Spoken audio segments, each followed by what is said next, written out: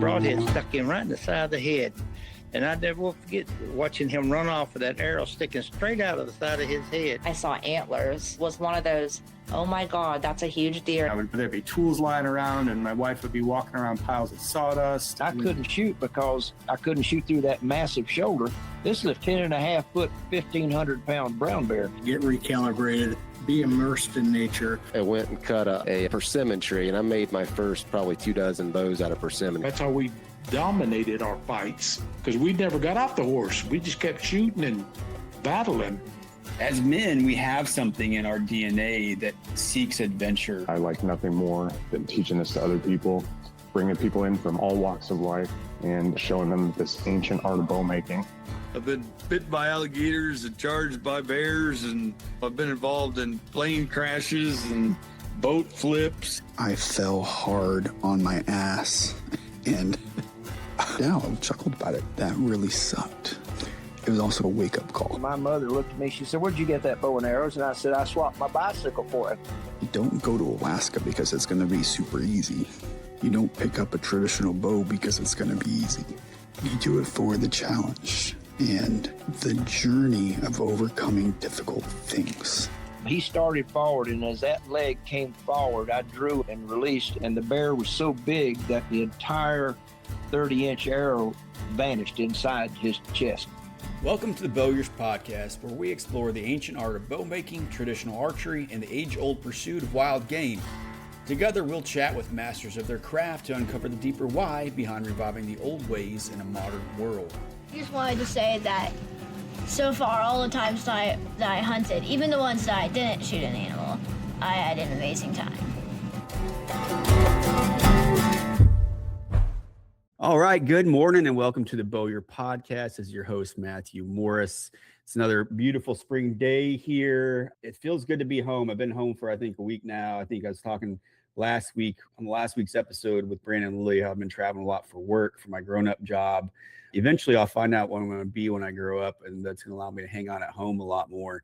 But things are really nice. I haven't got to chase as much birds as I want to, but maybe I'll get a few days in here. And then in the middle of May, I'm heading up to Alaska to chase bears with my buddy Sam Curtis. Sam's been on here before, and we talked about his knives quite a bit, polite but dangerous tools. So Sam and I are going to get up there and try to chase bears and make a couple of films out of that. I'll be using, I think I'm going to take 2 bows. I talked about this too. I'm going to take a self bow, and I'm going to take my Centaur Super Curve.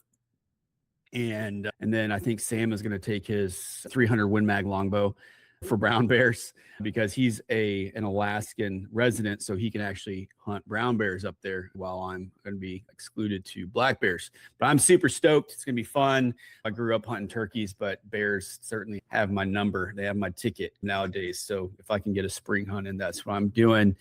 This episode is brought to you by Centaur Archery. Jim Nees made me my first custom bow earlier this year, and it just shoots like a dream. And it's so counter to what I like the wood aesthetic and my self bows and all this stuff. And this is a dadgum triple weave carbon recurve bow. And I'm not going to pretend that it's primitive, but it is traditional. And it's a pretty sweet bow. I love it. And my guest here, Randy Cooling, is on, who provides me with the best arrows on the planet that I've got in my quiver right now with all the Safari Tuff arrows. I have a great kit that I am super confident in nowadays, and it just feels good to have no apprehension when I'm in the woods, on the mountain, in a tree stand with good kit. So make sure you look at our show notes and look at our show sponsors and our show partners, and there's discount codes and all sorts of good stuff there that you guys can use, because these good people are supporting me, and I want you guys to support them.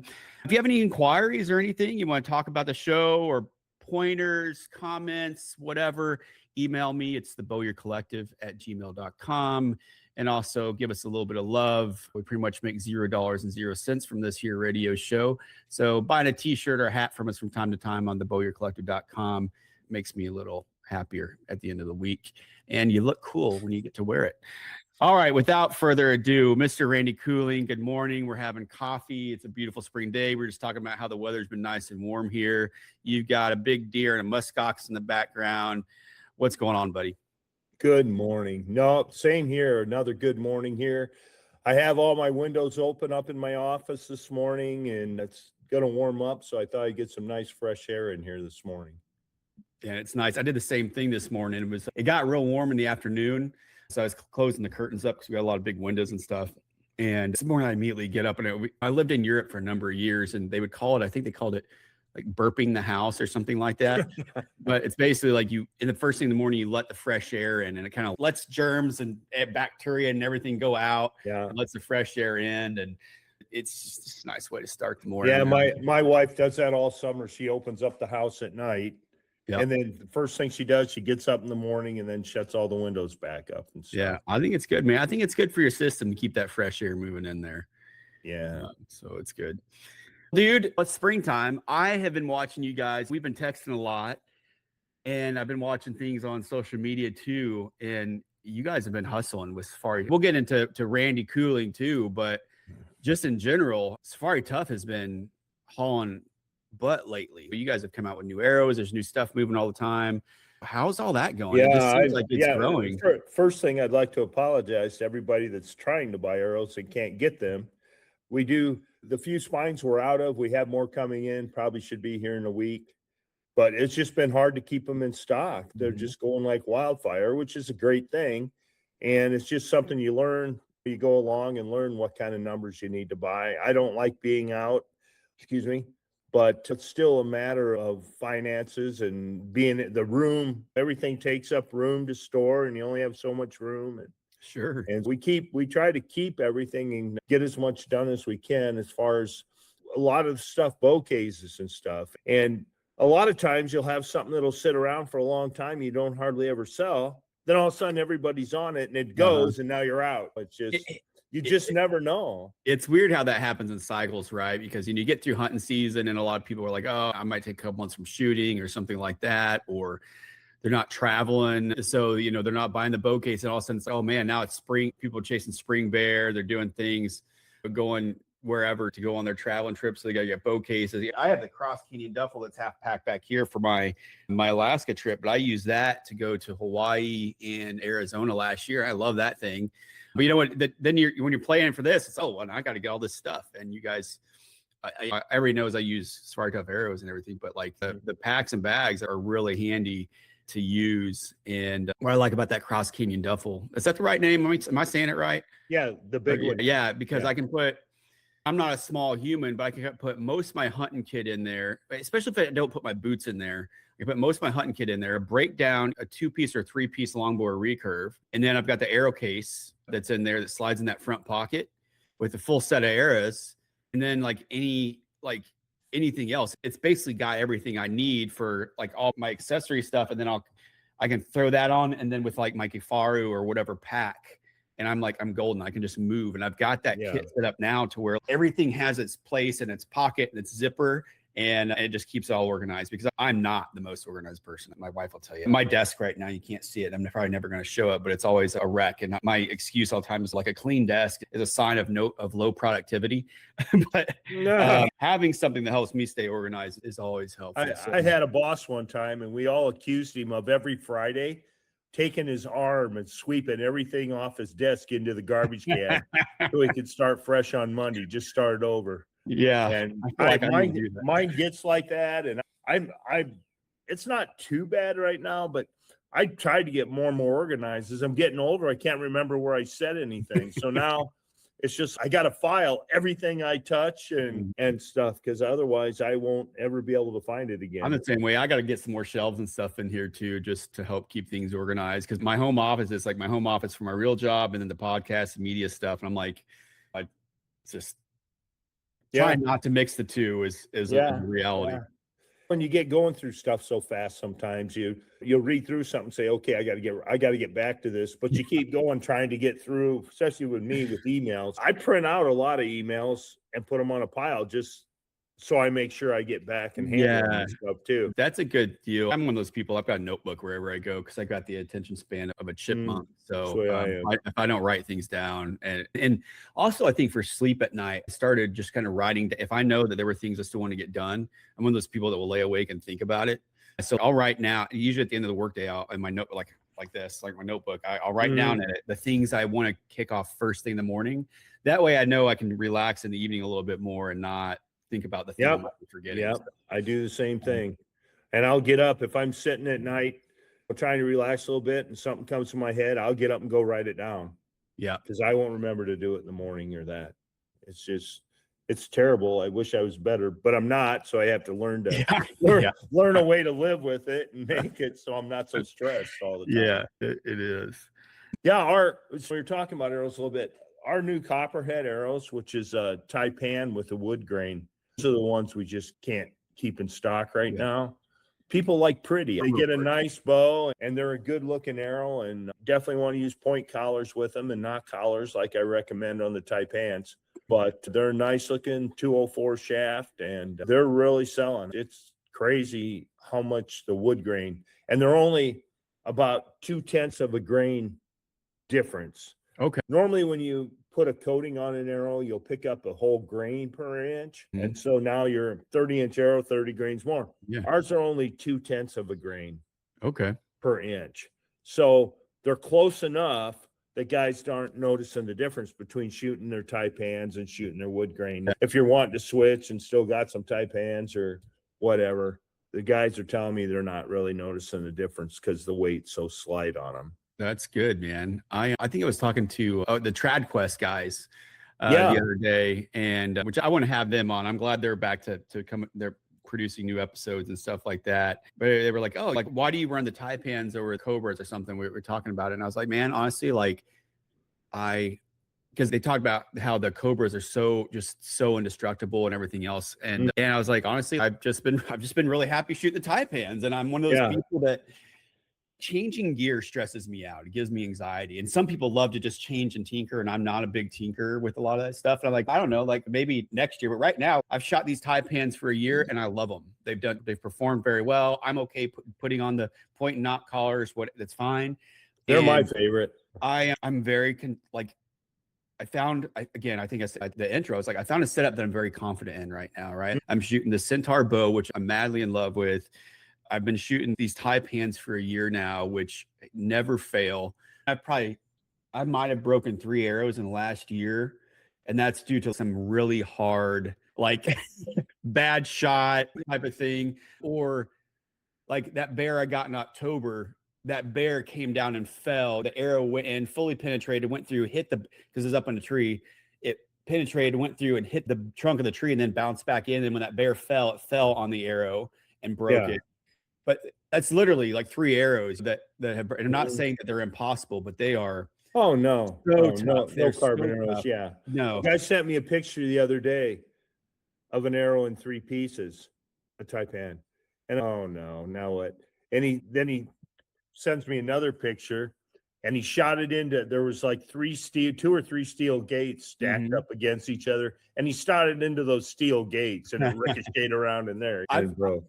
We've got this little like rock levee thing here on the river, and I know like last year I was shooting just like stump shooting. I was throwing pine cones and stuff in the yard, and I hit something in it, and it bounced, and it hit all those rocks. And I remember doing a little Instagram reel or something of it, and I was like, look, the arrow is fine, and even like the collar had dings in it. The field tip was like flattened at the tip, right? It was blunted, but like the arrow was still fine. I still was able to use it and everything else. And I was like, man, okay, that's because that was just like straight up abuse. They're great, man, and they fly well. And once I got everything tuned up last year, I was like, I have a setup that I feel really good about, and I have no desire to change. Yeah, they're our lightest grain per inch arrow too. And I'm of course I'm a proponent of light arrows, and what's considered light. My arrow out of my 60-pound bow is 512 grains. Okay. And that's about as heavy as I want to shoot. I usually like being down between 475 and 500. Yeah. But it just helps. Accuracy's better, is a little better with that faster arrow. As long as it's not on the edge of the tune, as long as you can tune it perfect in that, it's okay. I made a little video yesterday for guys, because I talk to guys every day and recommend we have test arrows, and they can get a test kit. You can get 1 arrow or 2 arrow, and the 2 arrow test kits consist of 2 different spine arrows. And so I made a little video yesterday because I want guys to think about if they, what the normal spine is that's probably going to work for your bow when you get it. And it's not a bad idea to get one spine stiffer. And when you set them up, set them both up and tune them both, because you might find out you're shooting through paper. They both shoot bullet holes, but you might find out you hit just a little bit better with the stiffer one, or that they, for whatever reason it is, might be a little more forgiving. And even guys that are shooting and have an arrow they like and they're shooting all the time, it might not be a bad idea to order especially if you're going to be buying more arrows, to order a test kit of a spine heavier. Yeah. And just set it up and see how it reacts for you and what it does, because it might just shoot better for you in the end. Yeah. And I think that's what we did last year. I think you had sent me some 400s and 500s, and I ended up shooting the 400s out of my 53-pound bow. And then I shot the 500s out of my 46-pound longbow. Yeah. Yeah, man, I think, yeah, but the test kit is, so you're not buying a dozen arrows and then getting them all set up and then going through the trimming process. If you cut your bows to tune them or whatever, and get that test kit is just going to help. It's going to save you a little bit of money, and then it's going to give that frustration going through that. It's going to save you time, money, frustration, because you buy one arrow, and if it doesn't work, you don't have 11 arrows left. And it's just a great way to go. And in the end, saves you time too, because then what you need when you do order them, it's not order it. And getting a couple is a great idea, because now you don't wait, get one that's not quite right, wait, get another test kit, and they come with all the components. And we sell I'm glad, and we sell a ton of test kits for that. And then people usually always come back and buy, but it really makes a difference when you want to try out the arrows. Yeah, makes sense. So stick the arrow topic for a few minutes. So you guys, you've got the Taipans, the Cobras, the old schools, which are also a really pretty arrow. They're a 2, 4, 5 though. And then Copperheads. And then the Copperheads, which are the newest ones, right? They're the type wood grain Taipan, basically. And then later this year, you've got some more, you don't have to go into the details of beyond what you want, Randy, but you've got some other updates, some other new arrows that are going to come out basically in the next quarter too, right? To support. Yeah, we have prototypes coming, and we got to try them out.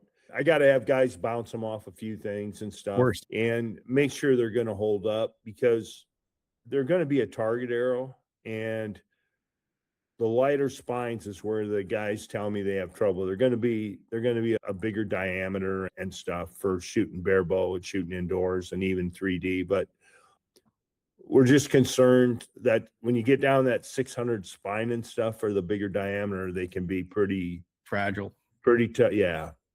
And I've been assured and talked to the manufacturer about it and stuff, and he's pretty much assured me that they're going to be very good and that. But we got to get them, and we got some coming, a few dozen, and we'll get them in a few guys' hands that shoot bare bow and have them try them out and stuff, and in different ways and that. So before we start selling them. Well, that's part of due diligence, brother. I think it's great that you're experimenting, you're getting some things lined down on paper with the schematics, and then getting the guys that can use them and abuse them and give you feedback before you bring them to and they're going to be unique. There's no other arrow like these two. Right on. That's made like them when we do get them, if they work out. There's a feature we've added to them that I think is going to make it even easier for guys to be accurate with them. Can't wait. We'll just have to see. Hopefully it works out. Yeah. What other kit do you guys have coming out? I know there's been gear and bags, bino cases, bino harnesses, all sorts of stuff. Anything else coming up in the future? Yeah, we're checking out a new color and material, the solid color. It's more brown, that we're going to see how it looks. We got some in. I got a few things being made. A lot of guys like camo. A lot of guys want solid color. You just never know. So that green color, we sell a lot of that. Yeah, that's what my Cross Canyon Duffel. I love that, and I'm probably going to end up picking for this Alaska trip. I'm probably going to pick up a bino harness in that color. I just really like it. It's a good combo. It looks nice. Yeah, but nothing really big, I don't think, coming out right soon. Or working on other things and that, but everything takes so long to do, especially.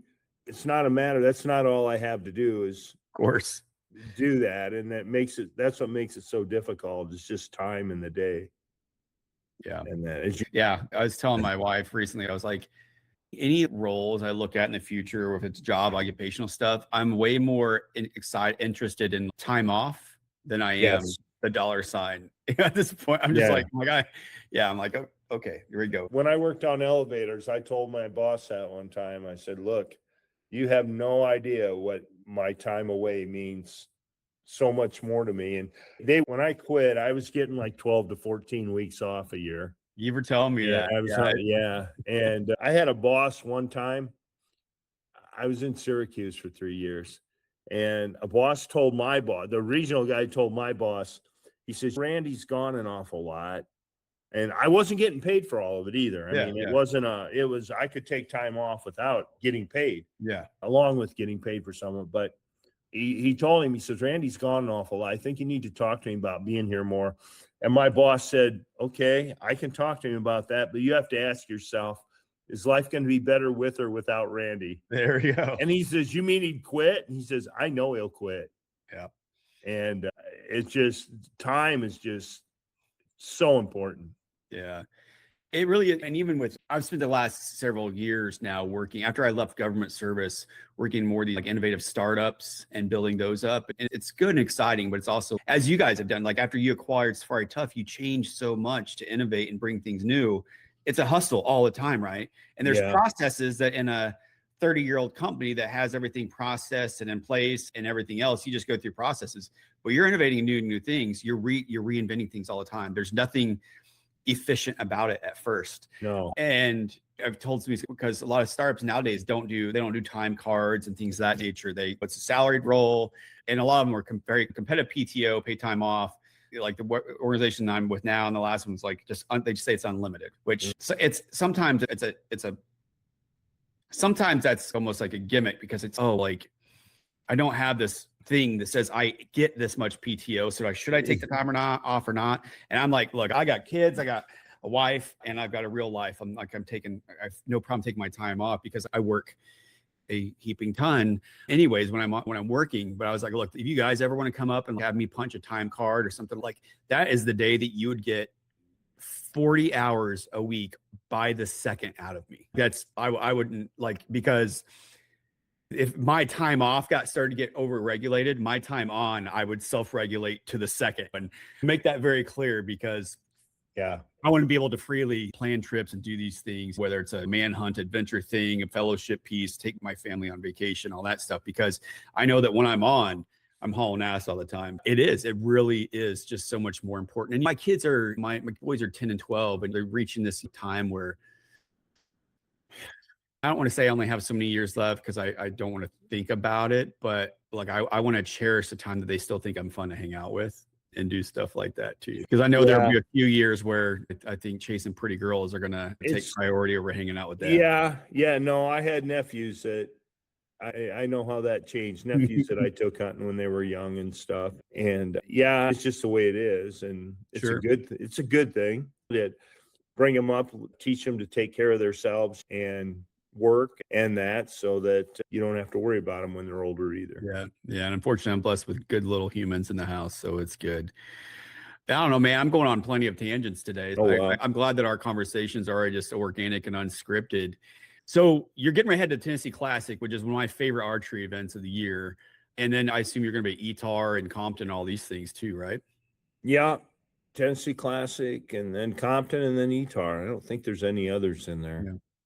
But that's plenty. Every year I say I'm going to cut back, and I never do. Mm-hmm. And I end up going to a couple other things and stuff. And I've been telling Danny and that I wish I could just show up there, work it. Not do need a setup. No, it's not even set up. I got to prepare. I got to pack. I got to inventory everything that goes in, and then inventory when it comes back. And there's a lot of days, and then the travel time down there and all that too.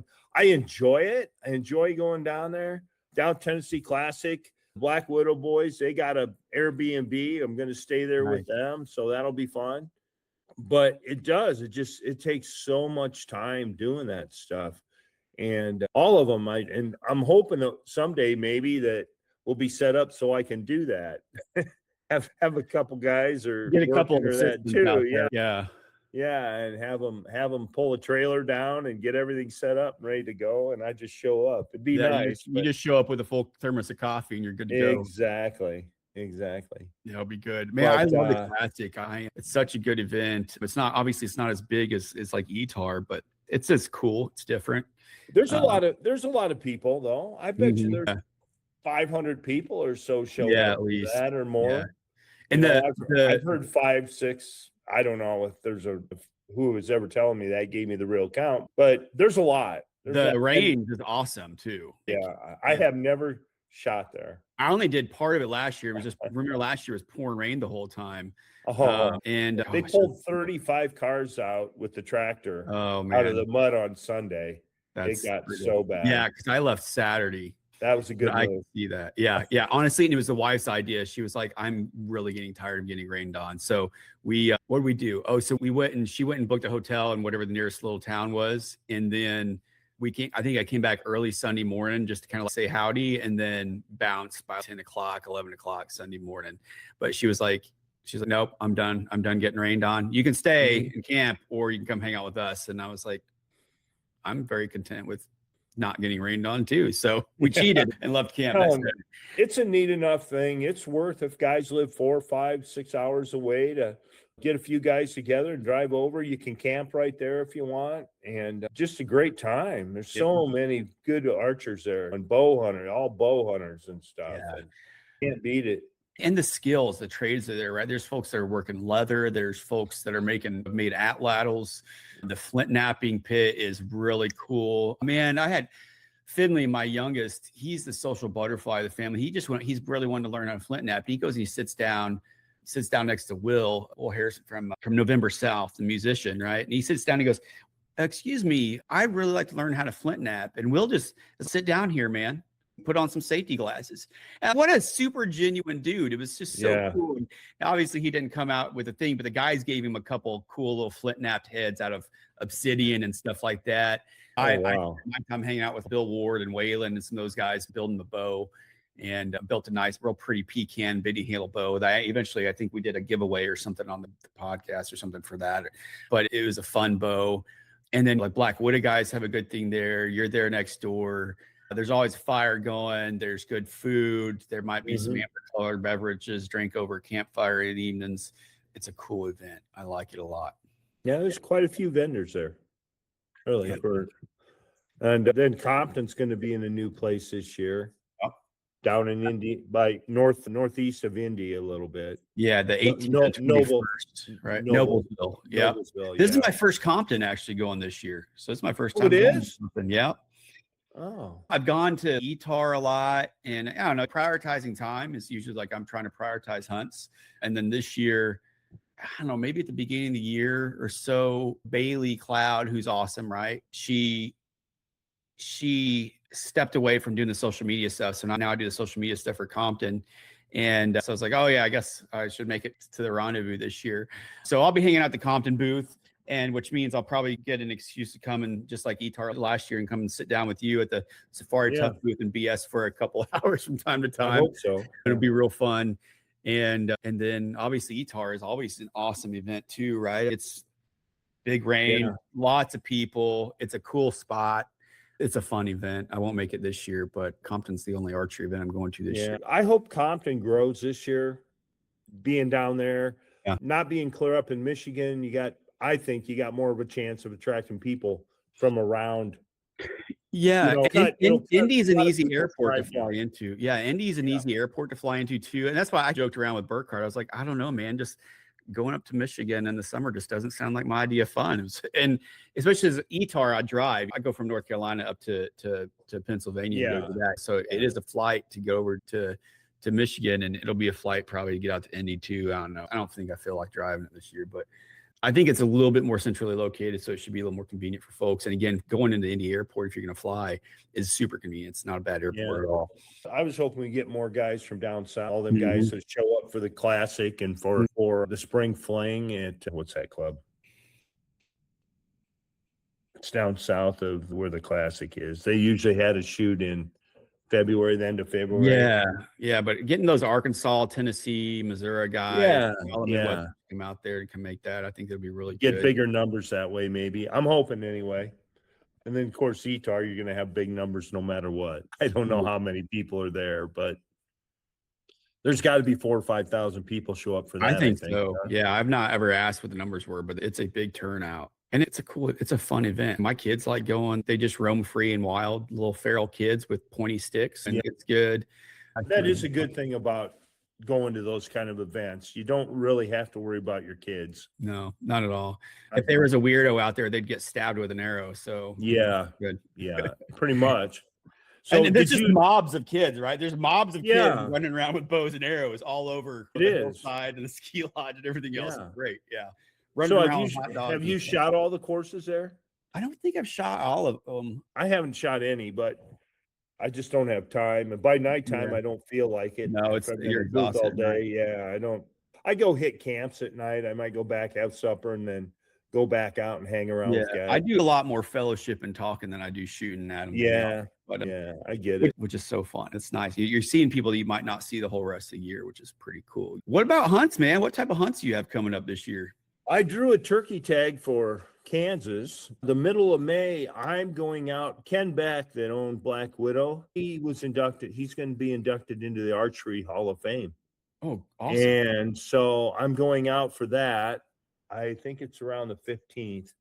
And then after that, I'm going to run over to Kansas. I got a friend there that owns a bunch of ground, and I'm going to go hunt, try kill a Rio grand turkey. I don't have a Rio. That's super cool. Yeah, I'm all about, I like getting different stuff and hunting different stuff. I bought a Michigan turkey tag. I don't know if I'll get out or not. Season opens for me, I think Sunday, maybe. I'm not sure. Something like that. But I may try and get out for that. I'll just have to see how busy I am. Yeah. But yeah, I'm excited to go to Kansas, get away, and my friend will be there. He lives there part-time. He's got all this ground and hunts whitetails there and that. But nice. Then I'll go elk hunting somewhere. I applied for Colorado I should get a zone. It's not a great zone. We don't have any points this year, but it'll be an old over-the-counter zone. But I just can't stand not going out elk hunting. Yeah. I've done it every year since 1981. And a lot of times twice a year, I'll go 2 different states. And so the chances aren't that great. Shooting elk, I know the one zone I went to is a 4% chance. Wow. 4% success. Yeah. It's tough. But I usually can find elk and get on them. It's just getting the shot on them. Yeah. Last year you went out to Colorado too, right? Yeah. We're going down to a different zone this year. It's one we used to hunt, but one of my friends that goes, he screwed up his stuff and didn't draw a tag one year when we were going down there. And he found you can get landowners tags. And he found a guy that he could get a tag through, and he had to hunt that private ground. And it's not a lot. It's like, I think it was like 250 acres or something, which in Colorado isn't a lot of ground. That's not. Yeah, if it's in the Midwest or here in the South, that's huge. But it's kind of more pasture ground and stuff like that. And the elk and the deer come out there at night to feed. Nice. So he got me and my other buddy on it this year, and we're going to go down in that zone. And I'll look for some other areas to hunt around there and try to find. We quit going there because the beetle kills were so bad. And the trees have all fallen over, and you can't get through the timber. Dude, deadfall is just... Oh, it's just so bad. It's so hard. Yeah, and this are just dead. This is way worse than any deadfall that I've ever encountered through all the years going out there. You literally can't get through. That's terrible. And the elk aren't in there either. Yeah, if it's too much of an obstacle, they're not doing anything. Exactly. Bears might go spend some time in there, but the elk and deer aren't going to spend as much time in there. Yeah, and I never heard an elk scream there. The last time we were there, I used to always get elk screaming and get into elk and that. And the last time we were there, I never heard one elk scream, I don't think. And I don't even think I saw one. I'm not sure. But if I did, it was one maybe, because it just got so bad, the deadfalls. I can't even describe it. If there's ever a fire out there, it's going to burn for days and days and days because it really needs to. Yeah, there's all that tinder just laying flat on the ground. Yeah, Right? yeah, giant tinder. Yeah. But so I'll do that. And I usually apply to get a Sika tag to hunt Maryland. That's still on my radar one of these days. That you can buy, but I hate to say it, the last 2 years I bought tags and I just couldn't get away. I couldn't make it down. I want to go down in early October when they're rutting and you hear them roaring and stuff. And then I have a lease in Missouri that I hunt whitetails on. Great. And then I'll hunt in Michigan some. I don't have, like I say, nothing really what I consider really big or that. Denny Sturgis and I are talking about it all the time. And we were talking again last night about we want to go hunt free range Cape buffalo so bad somewhere. Awesome. And I'd like to do that or like Australia to go after those water buffalo. Yeah. I think that would be so cool. It is. That's a fun hunt. Big animals. Yeah. Just it's austere places, tough terrain, all sorts of things. It can be really fun. Whether it's those Asiatic water buffalo or even those big scrub bulls, I think it'd be a super fun hunt. Yeah. I don't want to spend like 30 hours on an airplane to get there though.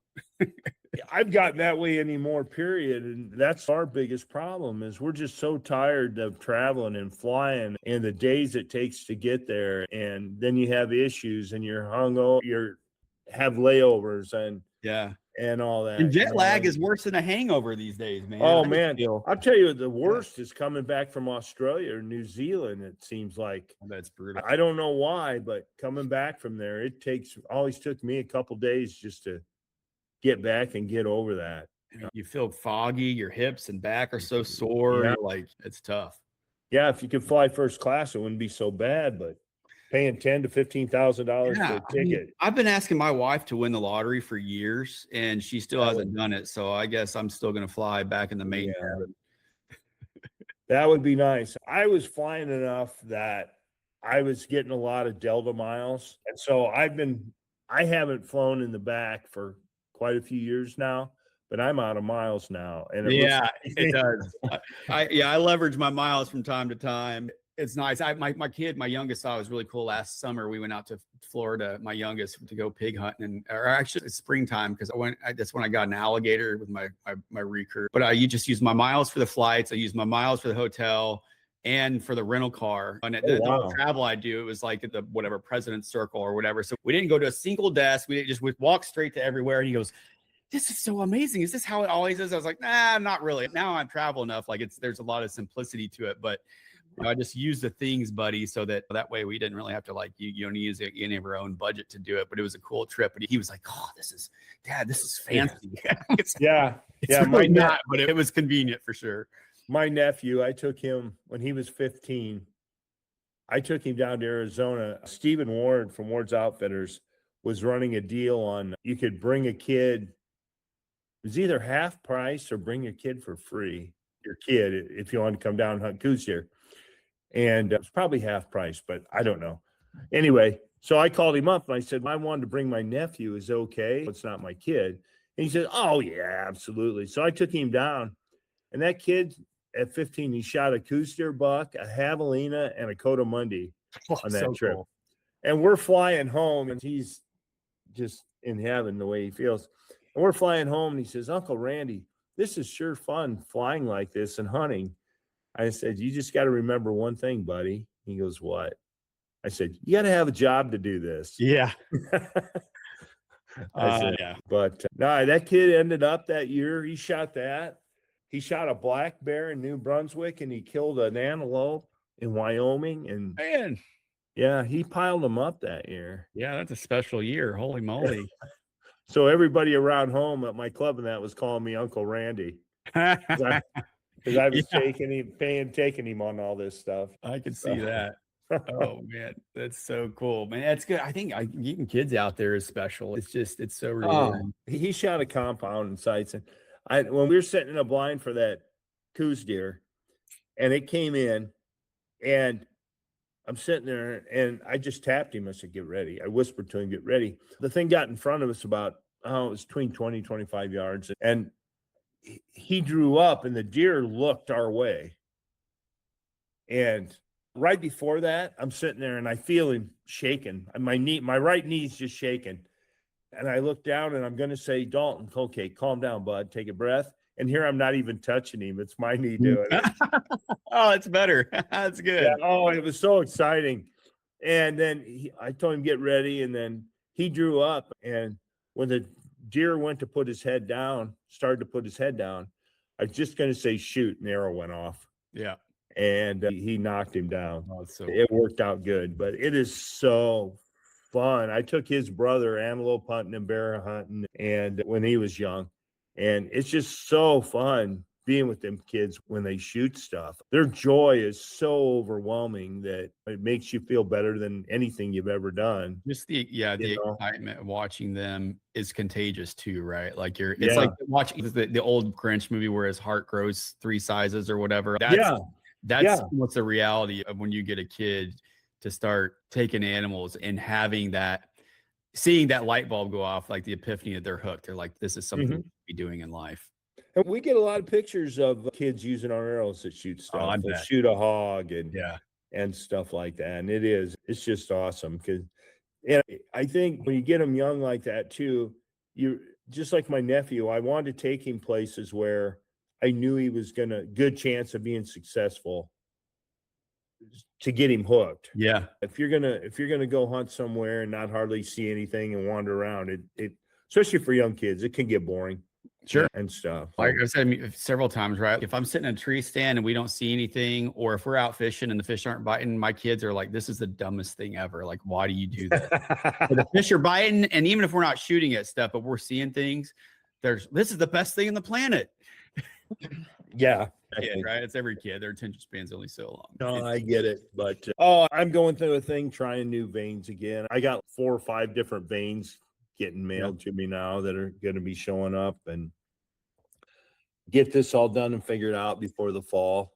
Broadheads, maybe test some more broadheads. And I was at the point, I don't like doing that. I have drawers of broadheads at home and stuff, but I just can't. I've been that way my whole life, testing gear and trying it and that. And but now that the turkey's coming, I got to figure out what vein I'm going to use so I can make some arrows up. I've been shooting some different ones, but trying to find one that trad guys will like. Yeah, I've been using the AE trad veins. That's why I just put the 3 inches on mine. And yeah, I like them, but I'm no expert. I've just found something that kind of works for me. I tell you, they make one that I like a little better. It's called a Plastifletch 26, and it's 0.27 inches long or that, but it's a little more durable. Is it? But it's still pretty soft. I don't know if you can shoot it off a shelf. You probably could. I'm pretty sure I could tune to shoot it off a shelf, but I don't think it'll shoot off a shelf as easy as the trad veins. Yeah, and you're using a springy probably on your Black Widow, right?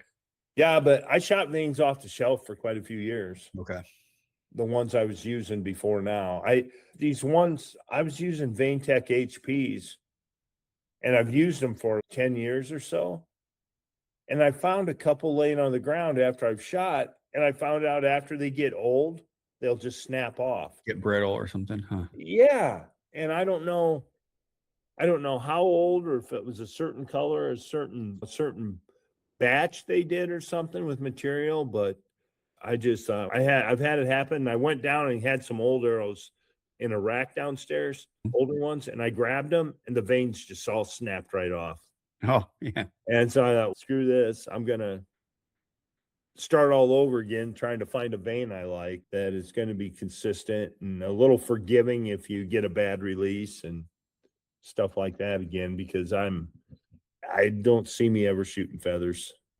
Yeah, on my wood, I actually have a buddy, just maybe some river cane arrows out of Tennessee. He just made me for my self bow, and he put turkey feathers on there. But out of when I'm shooting the carbon arrows and everything, like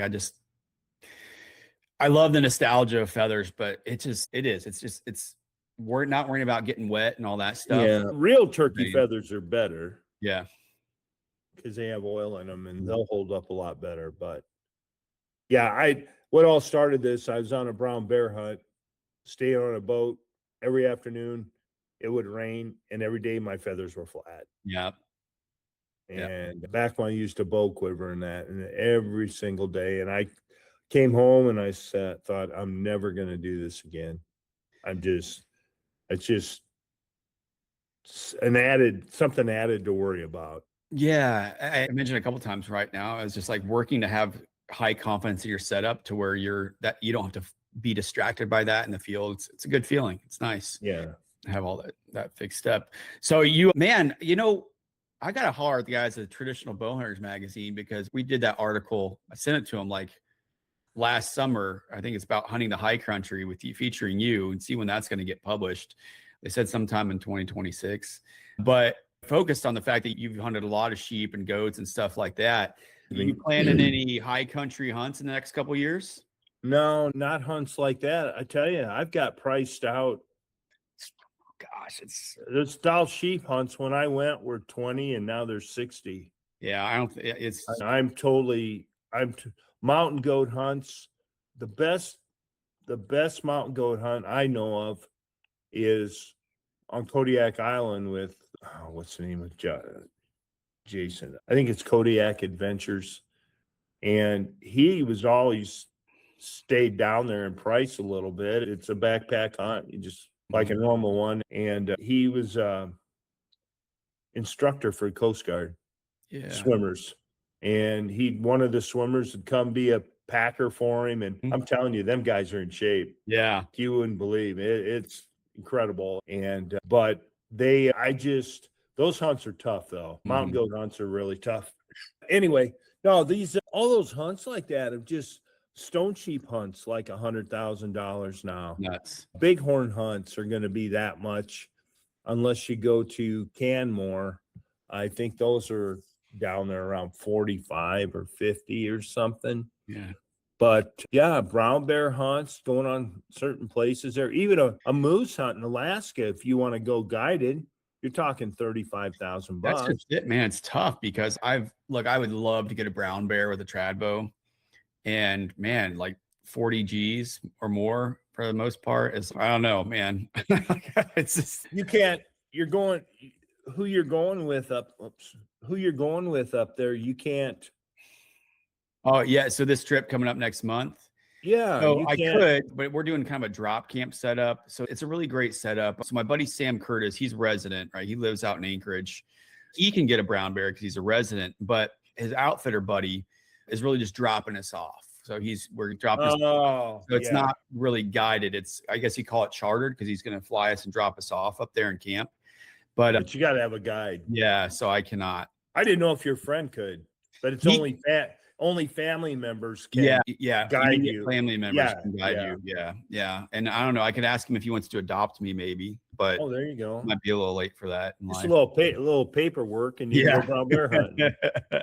So that would be cool. But yeah, I'm like, maybe a retirement plan in 20 years or something. But and through the years, the economy will get a little worse and stuff, and people say, "Oh, that'll do them in. They'll come down."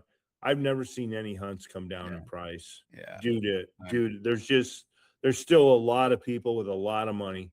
And it's just apparently limited resources too, where they can only take so many people. So supply and demand. A bighorn sheep tag in New Mexico that got auctioned off. I think it was at the sheep show. I've never heard of one going this much, but they auctioned a bighorn sheep, and apparently somebody had a big sheep spotted, went for $1.2 million just for the tag. Now, not only did that guy pay that, he's paying guys to find that sheep and keep stay an eye on that. Yeah, sheep. they're basically living within a click of that sheep for weeks. Yeah, because he's going to go down, and he can hunt anytime. So he's not going to go down there during season. He's going to go down there prior to and kill that sheep with a rifle. And when he spent that much money, I don't care what he shoots it with anyway. But it's just, it's crazy. Normally, bighorn sheep tags, I've seen them go for Montana. I've seen them go at the auction for like $340,000. Yeah, those governor tags and stuff. Like that, right? Yeah. And they're bid on it. That's not one guy just throwing a price. There's multiple people running that up and bidding on that. But to draw a tag in Montana, I think to go hunt, I think your chances are 0.01%, something like that. Like I'm just content if I'm going to shoot a goat in the mountains. That means I'm going to like Hawaii and shooting some feral goat. I'm not doing an actual mountain goat hunt. Or maybe someday I'd love to go to New Zealand and hunt tahr or chamois or something like that. I think that'd be cool, but that's still way more affordable than a mountain goat hunt or bighorn sheep or something like that. And I think with the guy I went with on Kodiak, I think he's charging.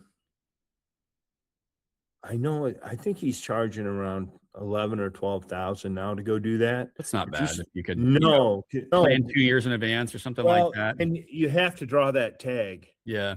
And there's like a 30% chance of drawing the tag. I drew it, and there's no preference points or anything. And I drew that tag the first year I applied.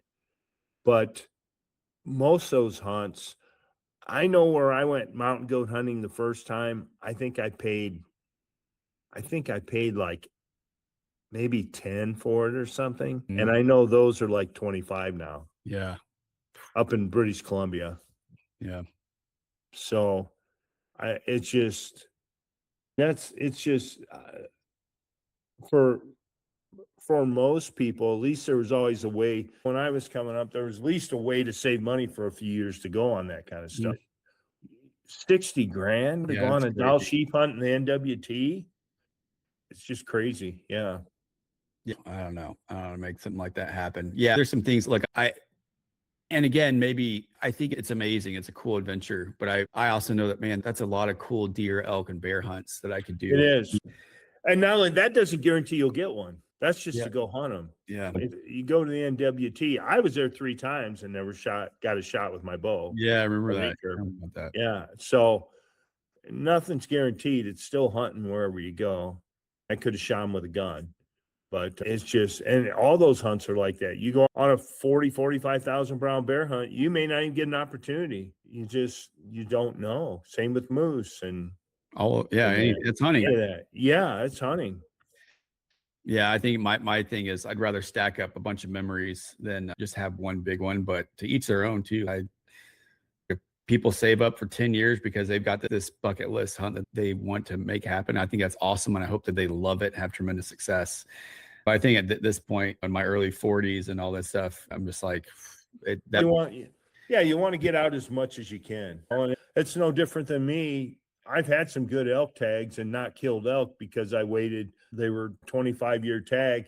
It took 25 points. It took me to draw. And I wasn't going to just shoot any old bull in a zone that had really good ones in, because that was my best chance of ever killing a good one.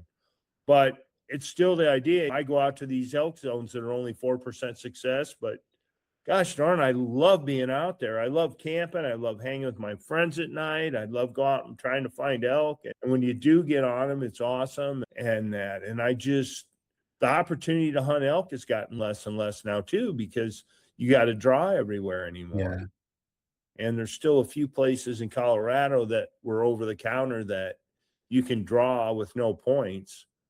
But I don't know if eventually that'll change or not, that you won't be able to go elk hunting everywhere every year anymore. Young people won't. It's really too bad, but I don't know what the answer is. I don't know. There's a lot of cool critters out there to hunt, man. I think elk, right? I think as far as media, not just mean social media, but film and photography, everything else, there's something beautiful and majestic and cool about elk in the rut. But deer, pretty awesome. I think pronghorn hunts are underrated. I personally, man, I could sit and watch bears on a mountainside for hours and hours and hours and be very happy about it.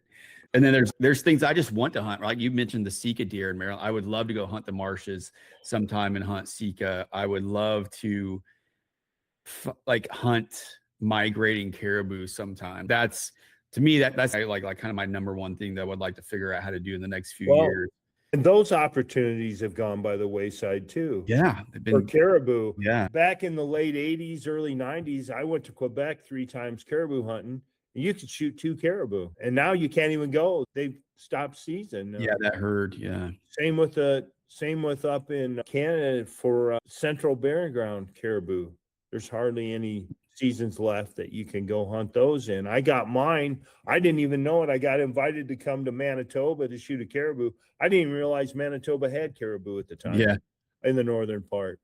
And so I went there and I shot a decent one and that, but they weren't easy to get then either. But there was a time at McKay Lake when everybody was going there, and that was probably back in the 80s or that.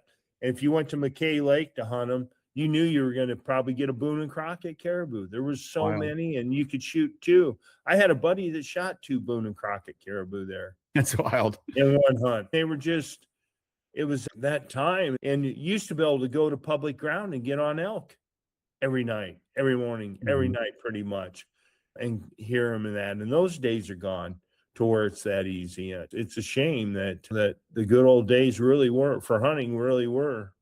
Yeah. Quite a few years ago. And I hope it changes somehow eventually, but I don't know how it's going to. Yeah. And maybe hopefully it's just cyclic. Who knows? That's what I mean. Yeah. I hope so. There's a time in history where there weren't hardly any animals in North America. And it wasn't that long. Look, man, no. I mean, my granddad told me stories of them wanting to hunt deer. And if one person shot a doe, like the whole town gathered around. Yeah. And that was back in the 50s. So when I started hunting Iowa in the 70s, you saw deer tracks. That was really neat. I think I hunted a couple years then, which I was in high school and stuff. I didn't get out all that much, but I never saw a deer. It was tough. There was only like, if I remember right back then, there was only like 5,000 or 10,000 deer in Iowa. That's wild. The whole state. Yeah. Now there's probably 1 million. Yeah.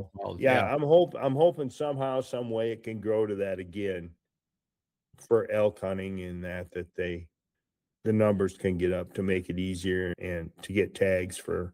A lot of people will never hardly get to hunt it, and it's expensive if you don't go on your own. It is. Yeah, it really is. It is. We need to find a way to make other critters sexy. Bring back coon hunting to be sexy. Let's save some more turkey poults and turkey eggs. I tell you, feral pigs are the sexiest animal in the world to go hunt, guys. Javelina, feral pigs, coons. What else is out there that we can get people to start chasing after that we can add some sex appeal that's not just the iconic bugling elk, and maybe give the elk a few years to get a break. Who knows? But I don't know. I've got good hopes. And there's always something out there to chase. It might not just be the thing that's always at the top of your mind. And something like you, Randy, I don't think that I will ever pick like this niche animal that I just want to chase. I know you elk hunt every year, but you've got like animal ADD where you like to hunt a lot of different species and different things in different locations. I do. And I very much have that. I'm like, I would like to experience this thing, not just that animal and game, but like the topography, the terrain, the climate, the people, the culture. So it'll be real good. That is a good way to put it. I never thought of it like that, but yeah, that's a good way to put it, because I have always liked to go to other countries and hunt other animals and stuff too.